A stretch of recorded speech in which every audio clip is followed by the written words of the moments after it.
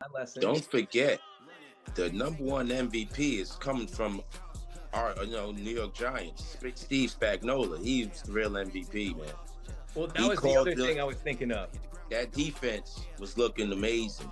They didn't If play there's that well past Dude, few if there's a games. DC, if there's a DC who's not afraid of a That's him. high-powered offense, who does not give two shits what you did during the That's regular him. season, it's our man Spags. He right? knows how to isolate great quarterbacks in that pocket. He knows how to use the defensive linemen and stunt and get those linebackers in there, and contain the quarterback and force them to do stuff that they don't want to do.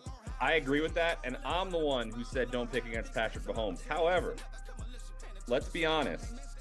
If Zay Flowers is a slightly better receiver and a slightly less of a freaking moron, that's maybe Baltimore's game, right? Anyone who's ever played receiver or anyone who has ever listened at a practice where someone is talking to a receiver knows you do not stretch the ball out. You do not stretch the ball out because even if you get tackled with it in your arms, you're on the 1 or the 2, and you're going to get 4 shots to punch it in. When you go like this, every coach, unless this is the last play of the game and there isn't going to be a next one, you don't reach the ball out. And then, the catch on who was the on Snead. On Snead.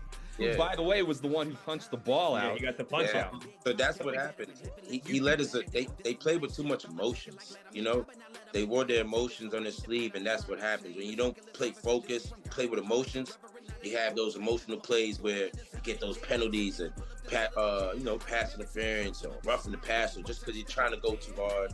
You're trying to make a play because you're trying to have a one-on-one with Snead and trying to prove yourself instead of focusing on the win. You know what I'm saying? He's young. He's excited. He's a young guy. He might have gotten away with it if all he'd done was spin the football. He might have gotten away with it if all he'd done was stand over him. He might have gotten away with it if all he'd done was talk trash. But he also pushed him to the ground. That shove was unnecessary. You can't push someone, stand over them, spin the ball, and I don't care how pro celebration you are. He's begging them to call him. He's literally the definition of taunting. Everything he did is 1 through 4. This is what you can't do.